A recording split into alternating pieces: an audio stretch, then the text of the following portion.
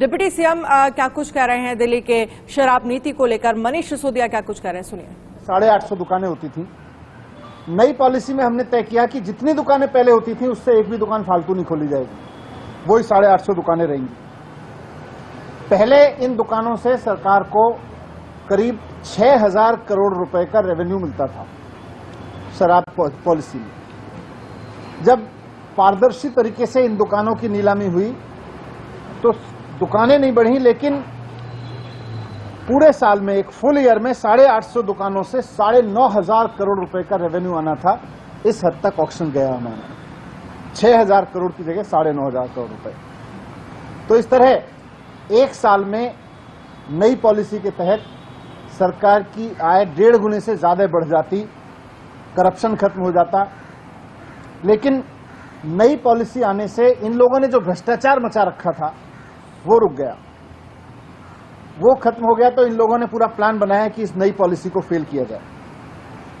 एक एक करके इन्होंने जितने प्राइवेट दुकान वाले आए थे उनको ईडी की धमकी दी, सीबीआई की धमकी दी। तो प्राइवेट दुकान चलाने वालों को जो सरकार को ज्यादा रेवेन्यू दे रहे थे, क्योंकि सरकार ने ट्रांसपेरेंट तरीके से उनको दुकानें दी थी ओपन ऑक्शन करके, तो उनको इन्होंने ईडी से धमकाया, सीबीआई से धमकाया। तो बहुत सारे शराब वाले तो दुकान वाले तो बेचारे, कई सारे लोग तो दुकान छोड़ के चले गए। और आज दिल्ली में जो नई पॉलिसी में भी 850 दुकानें हो सकती थी, आज दिल्ली में कुल 468 दुकानें चल रही हैं। और 1 अगस्त से कई और दुकान वाले भी, क्योंकि ये सीबीआई से डरा रहे हैं, ईडी की धमकी दे रहे हैं दुकान वालों को, तो ये 468 दुकानों से भी और कम हो जाएंगी। कई और लोग दुकानें छोड़ के जाने वाले हैं।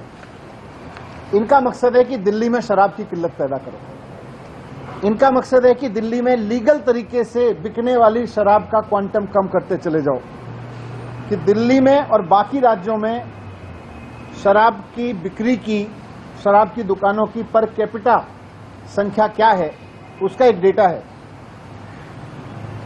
गुड़गांव में जहां बीजेपी का शासन है, 4166 लोगों पे शराब की एक दुकान है। नोएडा में जहां बीजेपी का शासन है, 1390 लोगों पे शराब की एक दुकान है।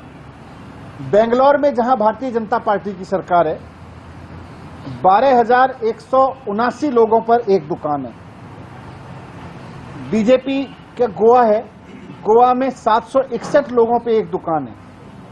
नई पॉलिसी के तहत अगर दिल्ली में मैक्सिमम दुकानें भी खुल जाती, तो उसके बावजूद 850 दुकानें भी खुल जाती, तो यहां 22,707 लोगों पे एक दुकान होती। और आज जब 468 दुकानें हैं तो 41,192 लोगों पे एक दुकान है।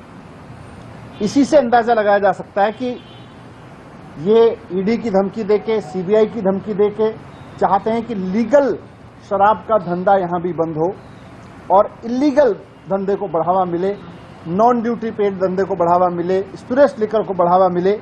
ये इनका पुराना धंधा था, ये वापस उस धंधे को लाना चाहते हैं। अगर दिल्ली में लाइसेंस शुदा दुकानों की कमी होती है, अगर वैध तरीके से उपलब्ध शराब की कमी होती है, तो नकली शराब का कारोबार बढ़ता है, वो इनको फायदा देता है। इसीलिए इन्होंने ईडी और सीबीआई की धमकी दे दे के दिल्ली सरकार के अफसरों को भी इतना डरा दिया है कि अब जो दुकानें खाली हो रही हैं उनका कोई लाइसेंस करने को तैयार नहीं है। दुकानें जैसा मैंने बोला बहुत सारी खाली हुई, और भी होंगी, लेकिन इन्होंने ईडी और सीबीआई की धमकी दे दे के अफसरों को इतना डरा दिया है कि अब कोई जो दुकानें खाली हो रही हैं उनका ठेका देने को, उनका ऑक्शन करने को, उनका टेंडर करने को तैयार नहीं है, उनकी नीलामी करने को तैयार नहीं है। और जो एग्जिस्टिंग पॉलिसी है, जो 2021-22 की पॉलिसी है, वो 31 जुलाई को अब खत्म हो रही है। डर के मारे कोई ऑफिसर इन पॉलिसी को भी आगे बढ़ाने को तैयार नहीं है। इन खबर चैनल को सब्सक्राइब करें।